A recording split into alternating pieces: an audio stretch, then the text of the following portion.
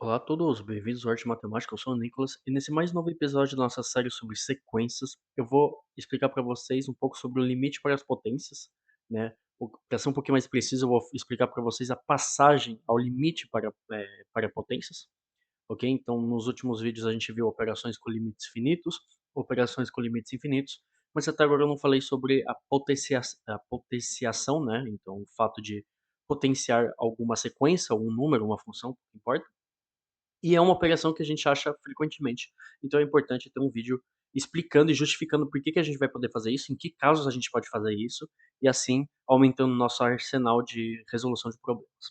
Beleza? Então tá aqui o teorema, ele é um pouquinho extenso, mas vocês vão ver que na prática ele não é tão complicado. Então a gente considera o n uma sequência estritamente positiva real, né, e Vn uma sequência real, tal que o n tende a um valor L e Vn tende a um valor L apóstrofe. Ok? Então não necessariamente eles têm o mesmo limite, então um L apóstrofe. Ok? E o teorema funciona se somente se não temos esses pares aqui, né? Então L e L apóstrofe não podem valer mais infinito e zero ao mesmo tempo, ou zero, zero, ou um mais infinito, ou um menos infinito. No final do vídeo eu vou listar para vocês as formas indeterminadas para as potências e vocês vão entender por que eu tenho que me garantir que isso daqui não pode acontecer, beleza? E se essas condições são satisfeitas, a gente vai ter que o n potência Vn vai tender a ao limite de UN potência o limite de Vn. Beleza? Então o teorema parece simples, ele é um pouquinho exaustivo de demonstrar. Então primeiro, antes de começar, né, porque vai ser uma série de disjunção de casos, eu preciso utilizar uma estratégia e vou aplicar umas notações para não ficar muito extenso. Ok? Então vocês sabem, né, por regra da exponencial e do logaritmo, que o n potência Vn, né, obviamente o n estritamente positivo, e é por isso que vai vir esse estritamente positivo, né, vai ser igual a exponencial de Vn vezes Ln de Un. Ok? Então, isso daqui, propriedade fundamental das funções recíprocas aqui, né? Das funções inversas, perdão, exponencial e Ln. Beleza? E eu vou dizer que yn vai ser uma notação, tá? Então, yn vai ser o nosso Ln de Un. Ok? Isso daqui é para eu não perder tempo escrevendo o logaritmo neperiano toda hora, né? Porque acaba ficando um pouquinho exaustivo. Então, lembre-se que yn vai ser o nosso logaritmo de Un. Beleza? E a gente vai estudar alguns casos com esse yn. O que acontece com o yn dependendo do valor de UN. Ok? Então, por exemplo, se o n ele sempre vai tender a L, né, de acordo com a nossa hipótese, então vamos ter um caso, por exemplo, se L pertence entre zero excluso e mais infinito excluso. Ok? Isso implica o quê? Isso implica que yn vai tender a Ln de L, ok? Porque entre esses valores o Ln vai ser finito, beleza? Então Ln de L vai pertencer a R. Isso por quê? Porque Ln é uma função contínua em R, beleza? Agora, se L tender a mais infinito, então se L é igual a mais infinito, se a gente estiver na reta estendida, né? Isso daqui implica que yn vai tender a mais infinito, né? Então Ln de alguma coisa que tende a mais infinito vai ser mais infinito, propriedade do Ln também, ok?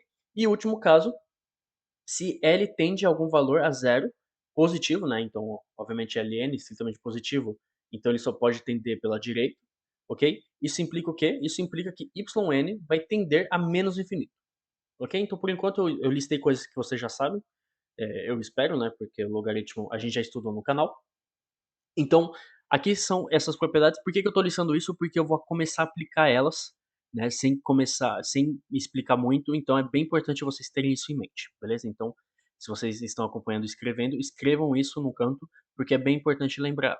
Então, agora vamos começar com a primeira disjunção de caso. Então, agora eu vou dizer que L pertence entre zero e mais infinito, tirando um, tá? Então, um eu vou calcular, eu vou calcular de uma maneira, eu vou fazer uma disjunção só para ele. Beleza? Então, entre L que pertence entre zero e mais infinito. Beleza? Então, isso daqui a gente sabe, como eu listei anteriormente, tá? Então, não vou ficar lembrando, que yn vai tender a Ln de L. E como a gente tirou 1 do nosso intervalo, isso quer dizer que isso daqui é diferente de zero. Como Ln de 1 igual a zero, só que a gente não tem 1 aqui, então a gente já sabe que esse Ln de L, Ln de L vai ser diferente de zero. Beleza? Então agora vamos fazer uma disjunção de caso para L apóstrofe. Então, se L apóstrofe pertencer a R, o que acontece? Isso implica que o produto Vn, Yn, vai tender a L apóstrofe vezes ln de L, ok? Então, regra do produto para os limites. Então, aqui tudo funciona bem. Então, isso implica que UN potência Vn, que é igual a exponencial de UN, não, perdão, de Vn, yn, né? Isso vai tender a exponencial de L apóstrofe ln de L, ok? Então, por enquanto, o produto aqui, ele funciona para exponencial, então exponencial de L apóstrofe ln de L, e isso daqui igual, por definição, a L potência L apóstrofe. Beleza? Então, o primeiro caso foi estudado. Agora, se L apóstrofe valer mais infinito e, consequentemente, também menos infinito. Então, se L apóstrofe for igual a mais infinito, ok? Então, segundo subcaso. Então, vamos ter duas coisas. Temos que trabalhar no estritamente positivo e estritamente negativo, né? Porque aqui vamos ter um que vai fazer a disjunção. Então, se ln de L for estritamente positivo, beleza? Obviamente, se L for estritamente superior a 1, né? Isso implica que Vn vezes yn vai tender a mais infinito, ok? É, porque L apóstrofe tende a mais infinito, né? Temos aqui. Então, Vn, yn tende a mais infinito, então isso implica que o n potência Vn vai tender também a mais infinito, beleza? E agora, se ln de L for estritamente negativo, então isso daqui, se L pertence entre 0 e 1 exclusos, né, isso implica que o produto Vn, yn vai tender a menos infinito, ok? Por propriedade do logaritmo, então isso implica que o n, Vn, vai tender a zero, beleza? Então é assim que se comporta se L apóstrofe for igual a mais infinito. Então vamos estudar agora o caso L igual a 1, né? Então isso daqui implica o quê? Se L igual a 1, que yn que é igual a ln de UN, isso daqui vai ser igual a zero. No caso, eu vou falar que vai tender a zero. Beleza? Então ele tende a zero. Então se L apóstrofe pertencer aos reais, isso implica que Vn, yn vai tender a L apóstrofe. Ok? L apóstrofe vezes zero, no caso. Que vai ser igual a zero. Beleza? Então isso implica que o n potência Vn vai tender a exponencial de zero, beleza? E isso daqui igual a 1, tá? E esse 1 a gente pode escrever 1 potência L apóstrofe. Então isso daqui seria o nosso L potência L apóstrofe. Então demonstrando assim para o segundo caso. Agora se L for igual a mais infinito, né? Então vamos pegar a potência de um mais infinito. Então isso implica que yn tende a mais infinito. Beleza? Então, se L apóstrofe for estritamente positivo, isso implica o quê? Isso implica que Vn vezes yn vai tender a mais infinito.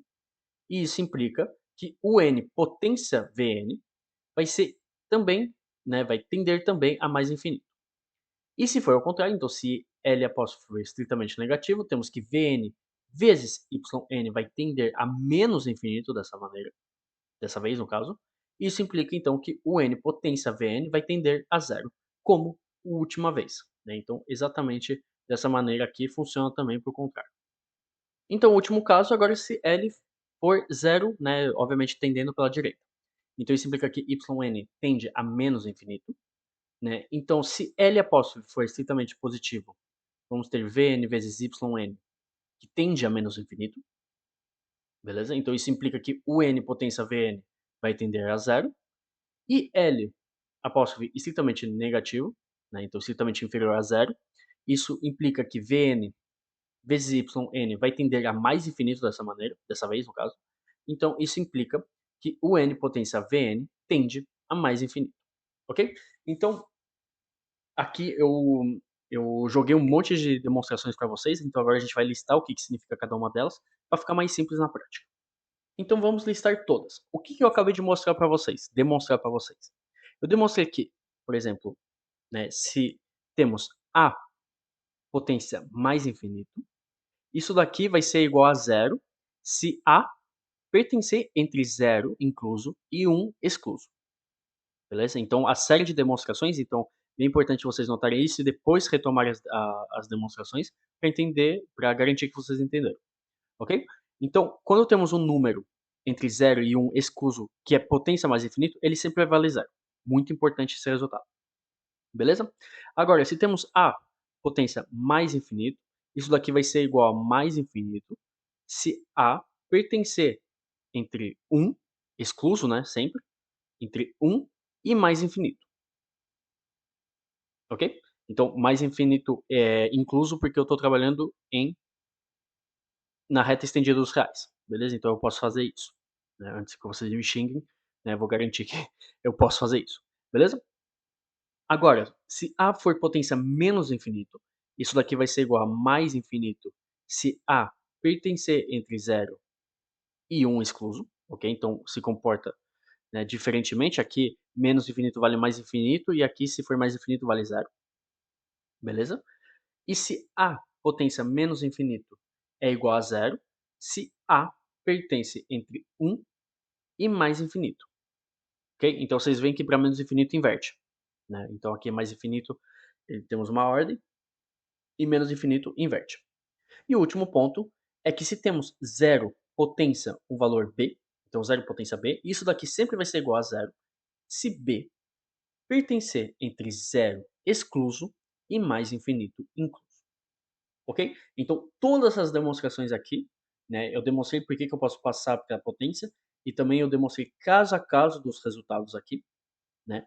E assim eu demonstrei todos esses resultados, ok? Então isso daqui muito importante, tá? Na dúvida, passem sempre com exponencial e logaritmo e aí vocês vão entender esses resultados.